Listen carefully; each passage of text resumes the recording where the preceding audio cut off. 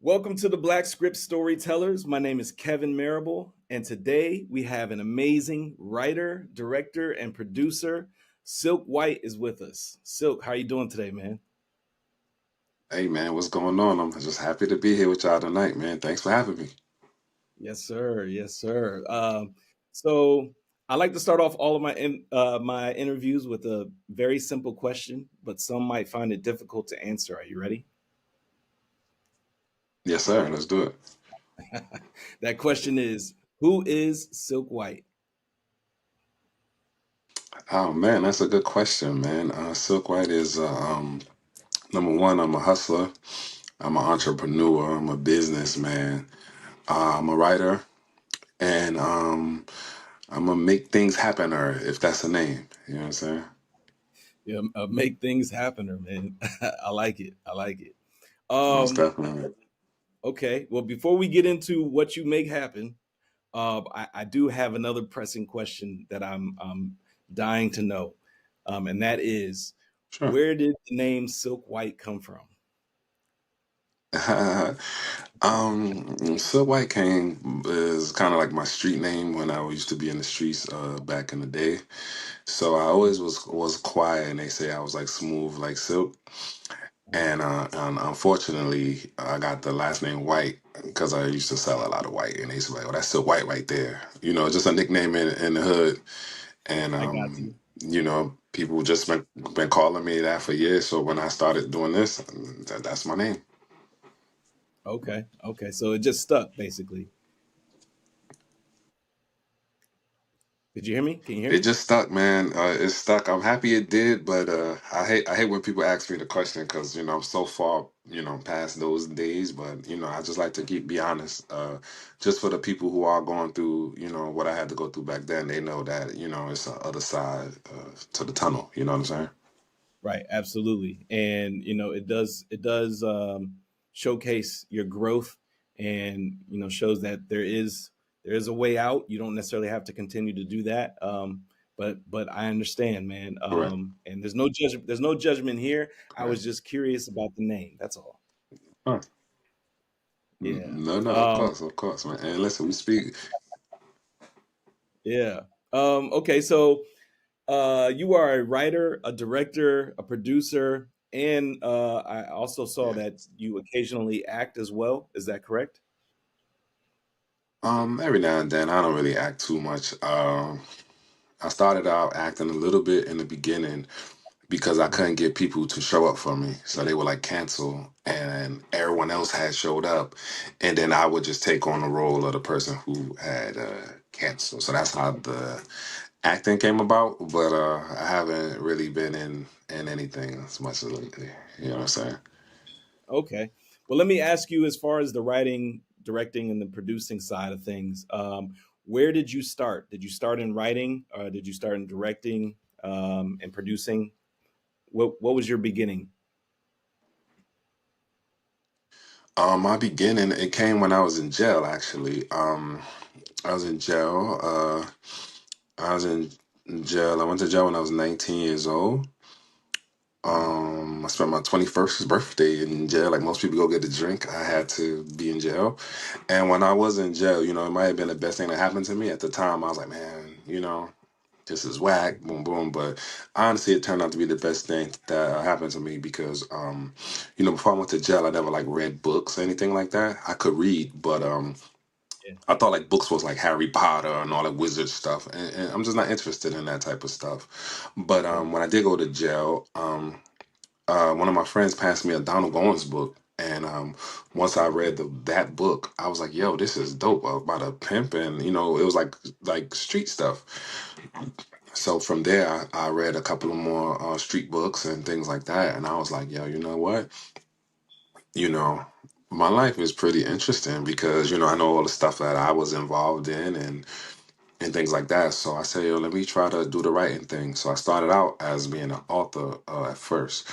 So I wrote a couple of Mhm. books. I made it to Amazon bestseller a couple of times, and this is how I started the writing thing. Wow.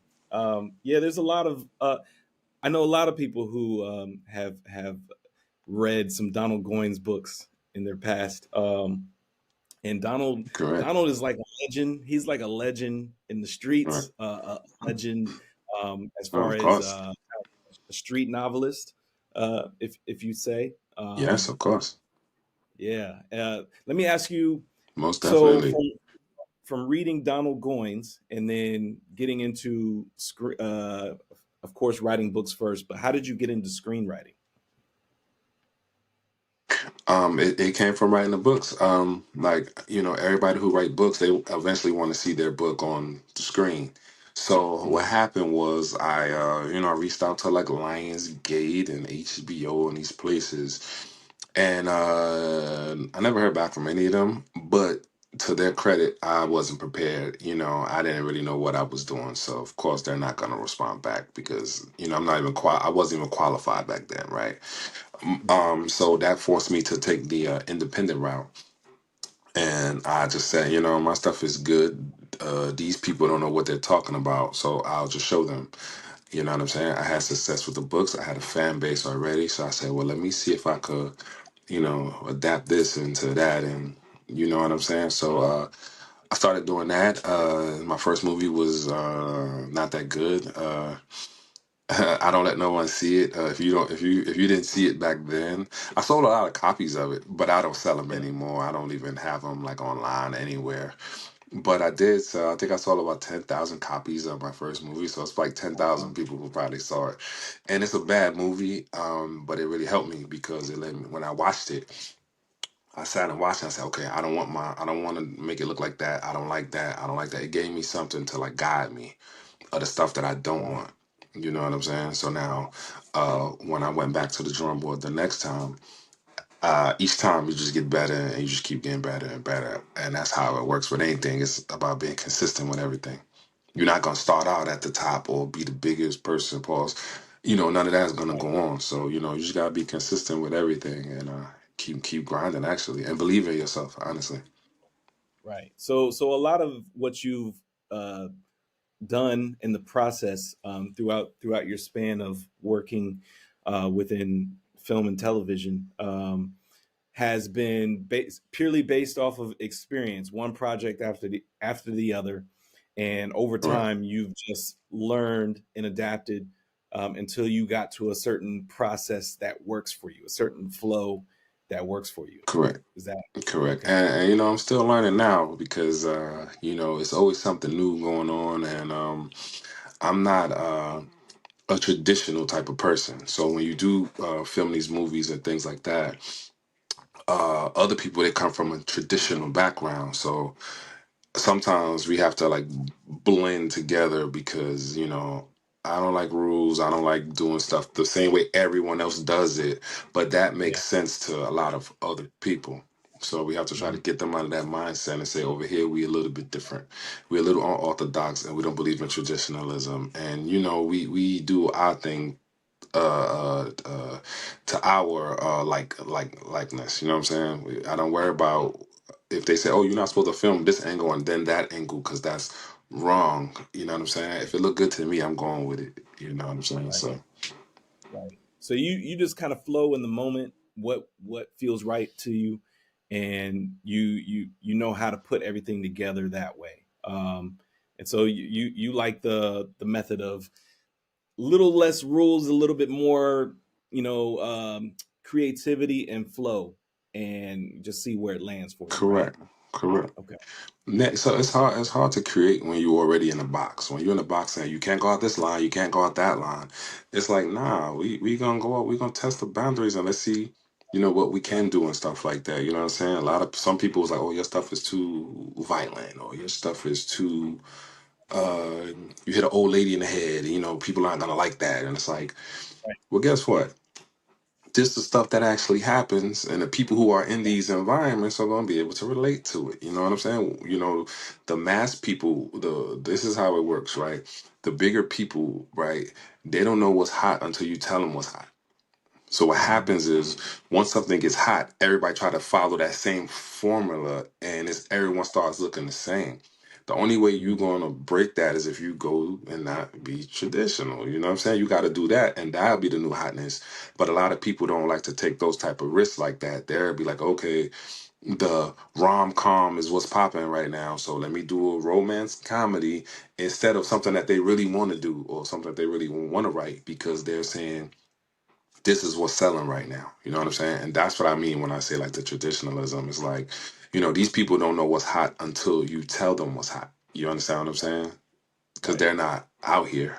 You know what I'm saying? They just know what's going on, and once it pops off, then they want it, and then everybody else copies and stuff like that. You feel what I'm saying? So, Exactly. And the way that you direct and produce your films, um, your way of doing things will also help set you apart from other directors, other producers.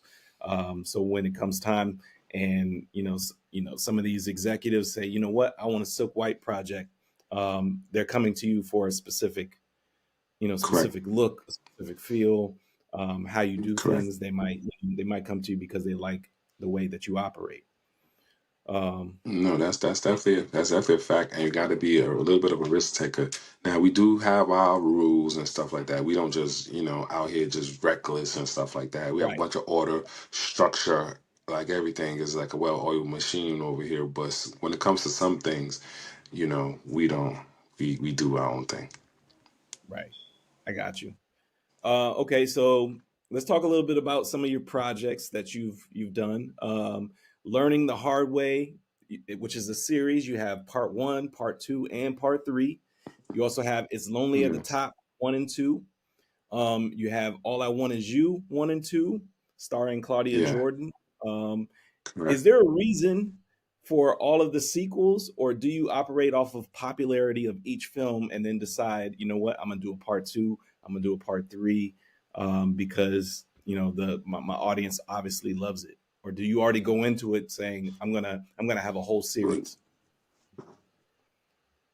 Yeah, most of the time it's just I come in with the whole series because what happens is the easiest way to get a fan base is to get them hooked onto something, right? So if they enjoy this one and you give them the same thing, another one, they'll Hmm. follow you from one to the next one.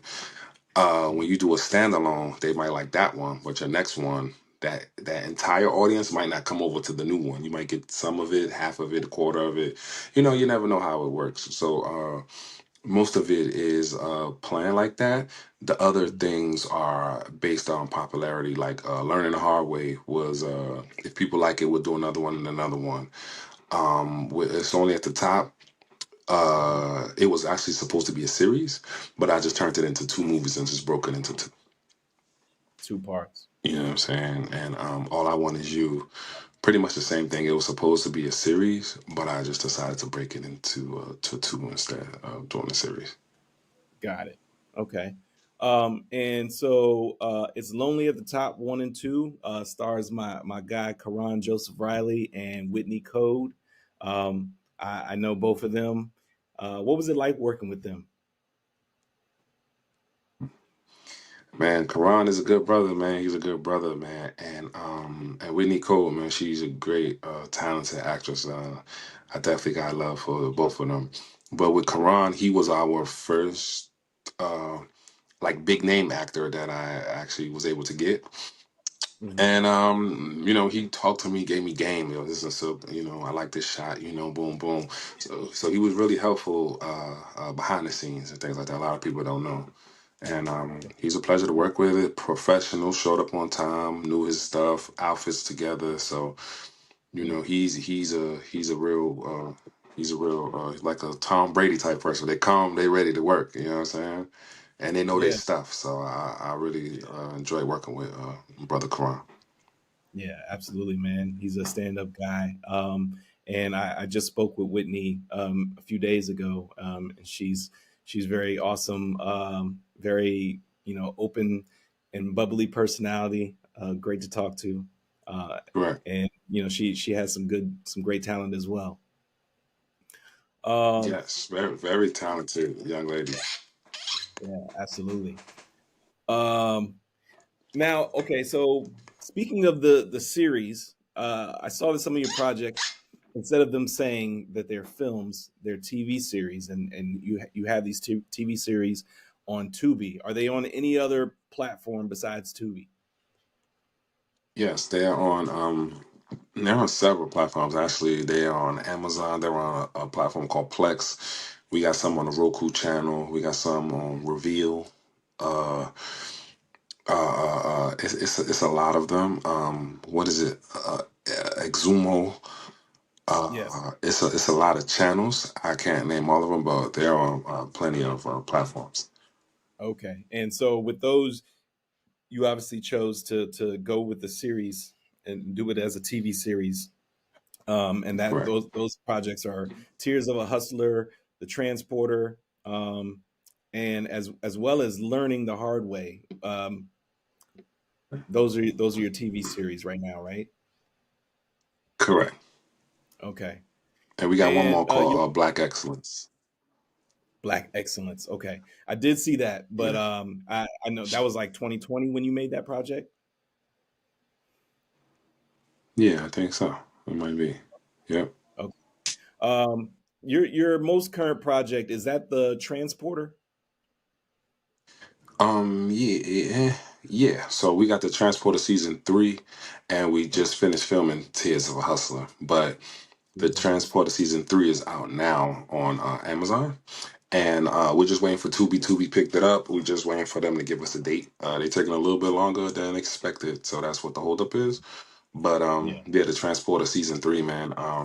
That's one of my best series, man.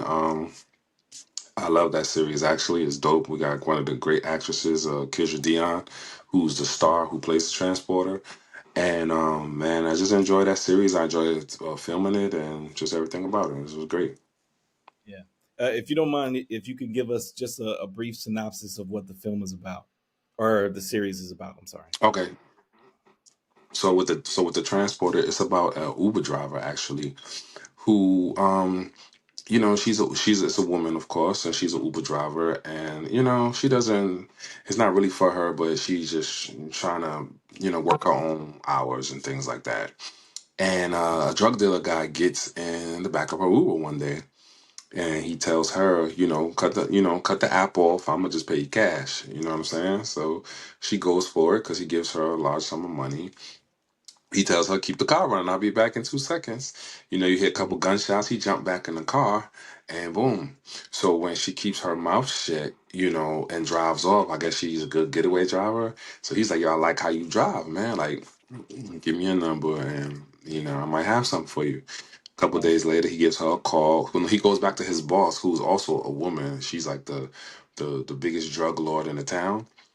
Mhm. And he tells her like we got us a new transporter because she's a good driver.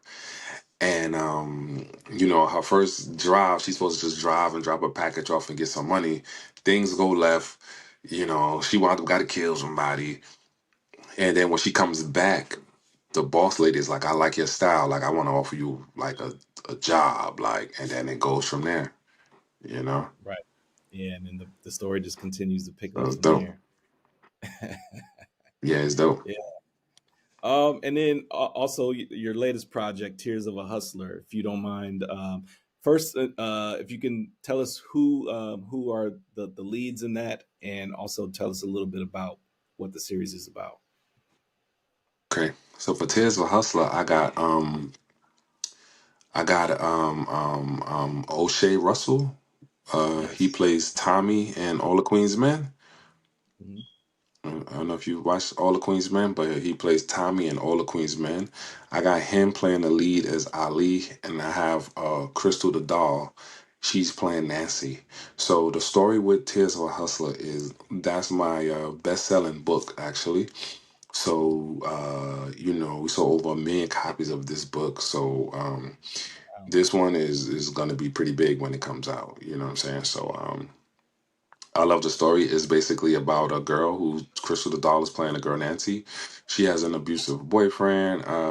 She doesn't have any money, and her friend convinces her to bag up drugs in a drug house while she's pregnant, Mm. right?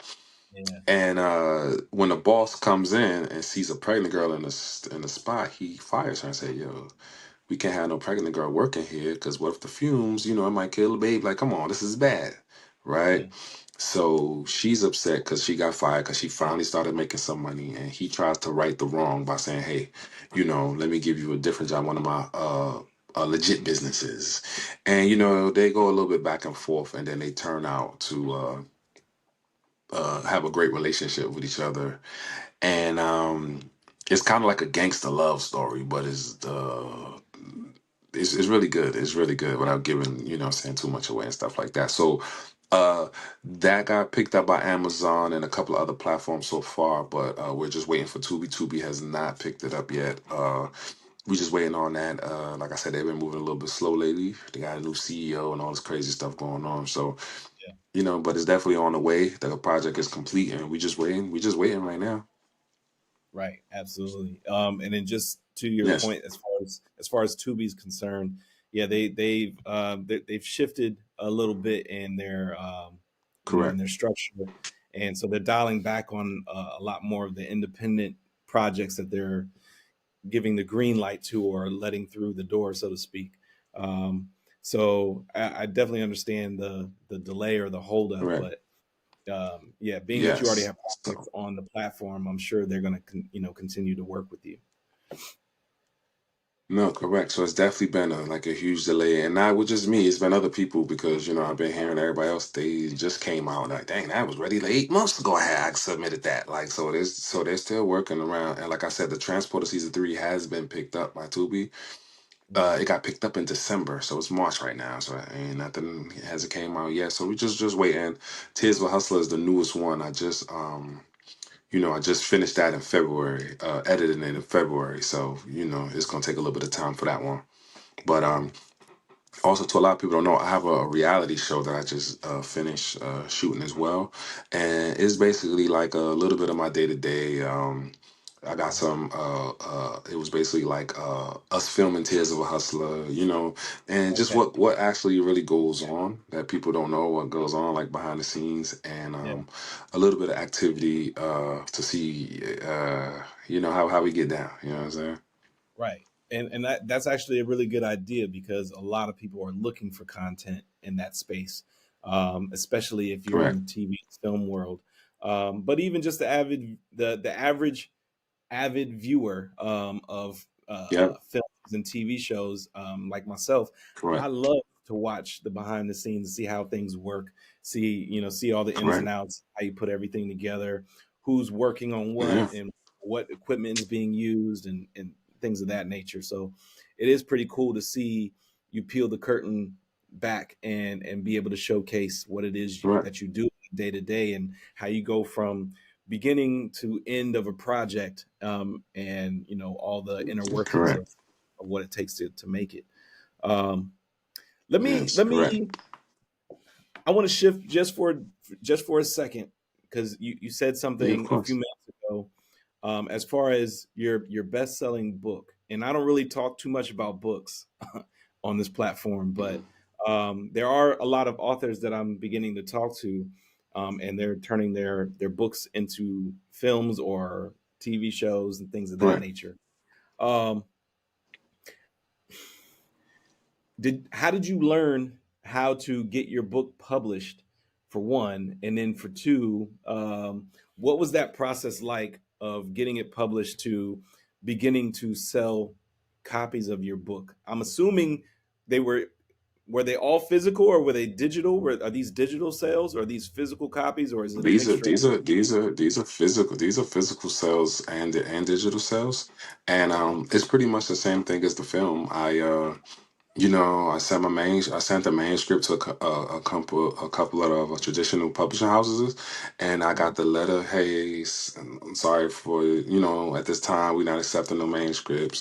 So I did it on my own. I created my own publishing company, and I self-published my own my own titles and things like that. So I have over 25 books out that I've published. Um, we have about 45 other authors that we also have published under the company, and That's what we do. We do everything is independent. So we do everything on our own, and we put up our own money to do everything. So that way, no one can tell us no, or we don't have to ask permission to do anything. We pretty much do what we want to do. And when you front the bill, can't nobody tell you nothing. So Right, right. Okay. uh, that's pretty dope, man. What's the name of the company? yeah, The publishing it's company. called Good to Go Publishing. Good Yeah, to go Good to pub. Go Publishing. Okay, and Yep, good how with the number two. Good to Go how can Publishing. people how can people find you? Do you have a website? Yeah, it's good to go publishing.com. Good with the number two, go publishing.com. We also Okay. have good, the number two, go films.com as well. Mm, And yeah, man, we got a lot of stuff going on, man. We got a lot of stuff going on. And to answer the other part of your question, it was a little bit rough to get the name out there with the books at first because I was competing with big authors like Quan and Jaquavis and Al Sadiq Banks. So, mhm. a lot of books I had to give away for free at first just so people could even, give me a shot. Because, when you go to buy a book, you pretty much know what you're going to get. You're not saying, let me see what's out here. You know what I'm saying? So people were coming in I did like a couple of book signs. I went on like a book tour and people would come in the store and like pass me and go get their books that they wanted and stuff. And on the way out, some people, you know, I would just give them a book and say, yo, listen, if you don't like it, it don't cost you anything. You know what I'm saying? Like they're like, oh, Yeah, I'm gonna tell you the truth. Like, oh, I hope you can handle it. right. Listen, speak freely. You know what I'm saying? So, it was a lot of grinding. Then, this was back when they was because I'm from New York, so they were selling books on 125th Street. The African people they had like book tables, and they Yeah. used to make so much money. So I used to go to the book tables and say, hey, could y'all put my book on the table? And they was like, nah. Like, you know what I'm saying? We don't want to, we got books that we know is selling. They had like all like the hood books and stuff. And it was like Nikki Turner, Hmm. the Wahida Clocks, the Terry Woods, the one who got Dutch and True to the Game and all of that. So those were selling crazy. So I would go to every African table and I pulled up in my car. I had a box of books, and I would give this table five, five, five, five, and I would say that's for free. If they don't sell, it doesn't matter. If they do sell, call me to get some more, right? Yeah. And when I left, like 3 days later, like every one of them called me, was like, "Hey, we need more. We need more." So now every week I would just do drop offs and pickups. So I would drop off books, pick up my money. Then the next week I would drop off more, and it just started going like that. And I was doing this in Harlem, Queens, the Bronx, Brooklyn, just all over New York. And then I started going on a book tour actually in Philly, Baltimore. Mm. Um, where else was I? Indiana, Kentucky, um, Virginia, Maryland. It was pretty much everywhere. So it was going on a tour, and I was just selling books and things like that. So I actually sold a lot of these books hand in hand, physically signed the books for people and everything. And eventually I was able to get into some libraries and things like that. And that was a difficult thing to do to get like in the libraries and stuff like that because most of the they don't really mess with a lot of independent companies. They usually have like the traditional publishing houses. So we put the Mhm. pressure on them, and It's working. they saw what we was doing. They like what we was doing, and they can't deny. Once you're doing your thing, they can't deny you. Once you got the results and you got the numbers, and say, "Listen, this is what it is, man." They can't say nothing to you. They can't say nothing. So it was pretty Yeah. dope. I like that, man. And that's an amazing story, and it's dope that you were able to do it on Yeah, your own independently, and to be able to yeah, sell a million copies of anything is no easy task, man. correct, So um, it took a correct, little bit of sacrifice in the correct, beginning, convincing people, letting people have books for free, but that correct, sacrifice correct. worked out in your favor. Oh, Um, correct. And yeah, and it was not easy at all, man. It was like hot days where I had to carry the books, and cold days. It was a lot, man. It wasn't, this is why I decided to do the reality show because people just see what you're doing now. They don't know what it takes to get from here to here to here. So I wanted people to be able to see like what's going on, and it might give people insight to people who are on the come up, who want to do this stuff. It let them know like, yo, this is not easy. Be ready to work, Right. and you got to put your own money up, man, because ain't nobody gonna believe in you if you don't believe in yourself. You can't say, hey, Silk, can you invest in my dreams? And you haven't invested in your dreams. You can't go to the bank and say, hey, can you, X, Y, and Z? If you haven't, they can't see nothing that you have done already. So it's pretty Right. much the same thing. And I never forget a person told me, listen, if you could run this drug operation the way you're doing it, you could run any business you want. You in the wrong business. And, Yeah. I didn't understand that at the time. I Hmm. thought that's just something that people say until until I started getting into legit business, and I Right. actually ran it the same way I ran the drug business, just minus the violence and all of that stuff. But it's all the same. Business Right. is business. The only thing that changes is the product. Honestly, Yeah. Absolutely. And I wasn't going to say yeah, anything, but the way you were explaining it, I was like, yeah, use your street knowledge to your advantage, to your benefit, honestly. it's still And it, business. It's yeah, it's and it still works. It works. business. Right. And in some Yeah, it's cases still business. it works better than traditional business, not the legal aspect of it, but just No, the of hustle, course. the hustle. Well, you know why? Because you have hands-on experience with it. You Yeah. understand? I didn't sit in no one's classroom and learn and stuff. I actually seen what's going on. I made a Right. bunch of mistakes, selling the drugs. Went to jail, made a bunch of mistakes. But now when you're doing business, if I do make a mistake, I don't have to sit in jail. I don't have to worry about somebody trying to shoot me. I don't have to worry about these things. If I do, make a mistake, the risk is not as high over here, and you could get, even more money over here as well too. You feel what I'm saying? Yeah. Yeah. What's your auditioning process like when you're casting for your films? Well, what I do is I look out for a lot of people. People hit me up all day and say, "So, can I please be in one?" And I say, "Sure." This is when we do the audition. This is the thing. You got to come prepared. Don't come with a do rag on. Don't come laying. I had somebody reading the script laying in the bed, and it's like, yo, you can't be serious, yo. You know what I'm saying? Right. Like, I'm not. This ain't no homeboy stuff. You know what I'm saying? This is like for real. You know what I'm saying? We're not playing around, and I'll look out for you if you're trying to look out for yourself. If you serious and you coming with it, and I see you keep hitting me consistently, I'm gonna give you a shot, man. Yeah. I look Yeah. out. I look out for people because I do a lot of things that I wish people did for me. No, like it was hard for me, but no one ever like try to give me advice, anything. People hit me up all the time. I hit them up, give them advice and everything, and people stop me. I give them the game, man. You know what I'm saying? And not even just film game. I give them other game, real estate, and all kind of whatever they going through. I could help you get out of the stuff because I come from nothing. I come from projects and this and the third. Now I have so much information, how to get paid and how to do certain things, and you know, um, I just give it away to people. And the sad part is a lot of people don't even use it. I just tell it to them, and they say that's what's up. And they don't even use the information that I give them. But that's not going to stop me from still giving people the information. Right, right. And you're giving us information. That's the means of giving back to the community, to the community, people of Yeah, color, black and brown, and we yeah, truly appreciate you doing that as yeah, well because of course. But there's you a know lot what the of great. problem is? What's that? Right, you know what the problem is? Once you give them this information, this work has to be done with it as well, Yeah. Oh yeah. and sacrificing as well, because there's no way you would get to a top level with minimum effort. You know what I'm saying? Right. If you want a good lifestyle, you got to sacrifice something. If you want Right. this, you have to sacrifice something. You might not be able to be the best dad. You might not be able to be the best boyfriend or the best husband or whatever the case may be. You might not be able to do those things. It depends on what's more important to you. You understand what I'm saying?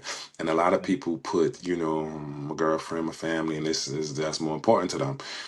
That's not my main importance. You know what I'm saying? My main importance is to handle this business, and everyone's going to be fine afterwards. You feel what I'm saying?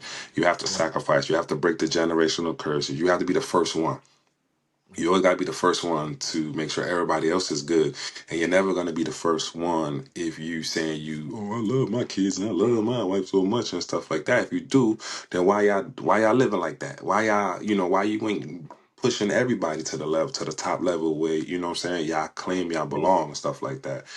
And it comes with sacrifice, man. You gotta sacrifice something in order to be great. Nobody great is got there without sacrificing something. And when you do give people the game and they see what had to be done, a lot of them, they don't put the work in because it's very difficult. And nowadays, everybody wants to start out at the top. You know what I'm saying? Like I had to go from the bottom, and I don't even think I'm at the top yet. I'm still got ways to go. You understand? But I don't Absolutely. mind getting my hands dirty and sacrificing for what I want. Right. And the sacrifice is not permanent, it's temporary. It's to get to the next level, the next stage, until you get to All that where, it is.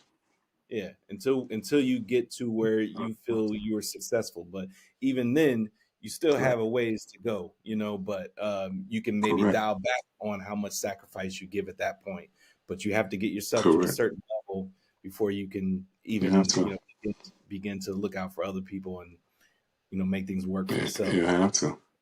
And I Yeah. tell people, I say, you're going to always have what you always have until you do something different, man. You can't keep doing the same thing, thinking it's in the third. If you are the best dad or are the everything like that, that's all you're going to be. You know what I'm saying? Like, I want to be more than that. You feel what I'm saying? I want to be more than that. I'm sorry. You know what I'm saying? I can't put my greatness on hold or anything like that because what you do now is when you do get yourself to another level, a better level, you can now bring your child up. Your child got dreams too. You're in a better position to kickstart theirs off because you love them so much, right? You know what I'm saying? But you got to be able to miss a cheerleading practice or a football game and stuff like that. And most people ain't willing to, and they're not willing to do that. That's more important to them. And to each his own, man. I'm not saying nothing is wrong with that, but Mhm. it's difficult to compete with people like the great people when you're thinking like that because the great people they don't behave that way. K Michelle had a documentary where she couldn't be there because she had to go and do certain things. A lot of these celebrities that people see, they don't even know how this works. You understand what I'm saying? Mhm. Yeah. They just think that, I'm gonna get signed and things are gonna take off overnight for me, and I'm gonna make millions of dollars, and life is gonna It be worked great. out. Yeah. Let me tell you what I learned. It take 10 years to become an overnight success. Yeah. That's what Yep. I've learned. 10 years and 10,000 hours at least, at minimum. You know what I'm Correct. saying? So Correct. But the new generation, they got the internet now, so they don't, they got this Instagram making it look easier than it is and stuff like that. And some people gonna be in for, a rude awakening. Now you are gonna get some who do, get lucky with the internet and the TikTok and all of that stuff, but everybody ain't gonna be able to do that. You feel what I'm saying? right, yeah, it's not for everybody. What would you Yeah. say? What would you say has been the most grueling part of the process in creating these films and series for you? Most grueling part is the time, man. So when we're filming, it's an all day thing. Like you're there from morning to night. You're standing up all day. It's actually real work. So if you get these people off Instagram who just, hey, I want to be in your movie and stuff, don't do that. They're not serious about it. When they get on set, they're gonna say, dang, we've been here for 6 hours and third. And it's like, I can't deal with people like this, you know what I'm saying? So you got to get somebody who's definitely serious and who takes this seriously, and this is what they're interested in doing, and they know how this works. They know how the business works. They've been involved and things like that. So it's a that's the most grueling part is the time and the issues because nothing ever goes smoothly. Every film you do is going to be a problem. Something's going to go wrong.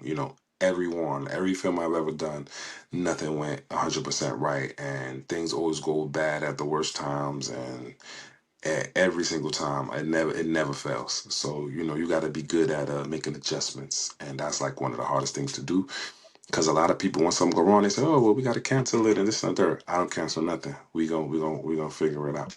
Yeah, You yeah, know what I'm figure it saying? out. Yeah. Um, I'm gonna ask you more of a financing question. Not everybody is comfortable Of with course. talking about it, but I'm not gonna, I'm not gonna pocket watch or anything like that. But No, um, you're good. when in pre-production, how do you know what the budget is going to look like going into the film? So I'm gonna tell you about now, and I'm gonna tell you about before. So before, what I used to do is I used to just pay for like the locations, and then I would pay the actors who weren't big names at the time. I didn't have to Mhm. pay them a lot of money, but it's still, when you add it all up, it turns into a lot. So that would be like the budget. Now, what I do now is I set a number, and everything has to fit in the number. So if, let's say the budget is 50,000, Mhm. everything has to be in the 50,000. So if I want somebody that costs 20,000, I know everything else has to be fit in the budget. I got 30 left to work with and stuff like that. Yeah, that might not be a good idea, because if you do get somebody like that, you want the stuff to look just as good. You don't want to, cheat yourself on the locations with this big person and it look like they're in a rinky dink house and whatever it is. So you just gotta, move things around and do what you think is best and stuff like that. So that's how I do it. I just pick and I just see, X, Y, and Z. And sometimes you might take a loss too, man. Like, don't get it twisted. Right. This ain't no automatic anything. You spend this money, when you leave, everybody has been paid but you. You feel me? Now it's your job to at least make the money back, so you can at least say, okay, I made the money back, and then to make a profit after that. So don't get it twisted and stay within your means is your budget. You feel what I'm saying? What you can afford to lose should be your budget, because it's a strong possibility that you will lose. You know what I'm saying? I've taken plenty of losses, and it just be like that sometimes. You know, it be like that Yeah. sometimes, but you can't quit, and you got to keep it going. And that's how I do my budget. Now, a lot of people might do it the traditional way and things like that. I don't do it like that. I pick a number.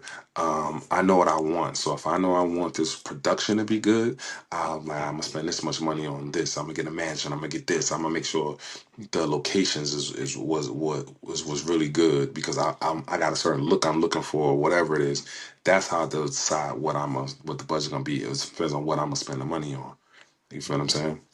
Yeah. So it's like that. That's just how I do it, and I go in there with confidence that we're gonna make the money back. Right. You know what Okay. I'm saying? Yeah, for sure. Where do you see yourself within the next 3 to 5 years, as far as a director is concerned?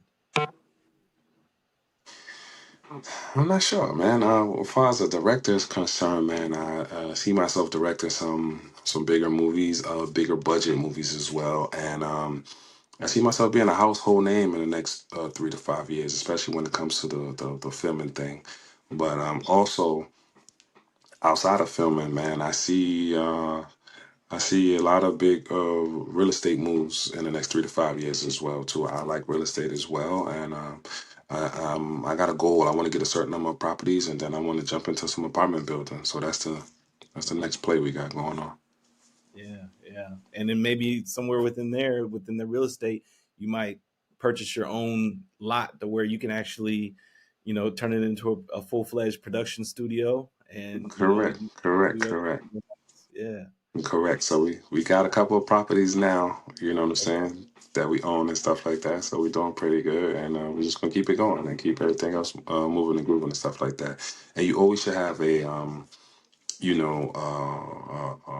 more than one income, so to speak, right? You never have just one thing going on and stuff like that, because you know how this stuff go.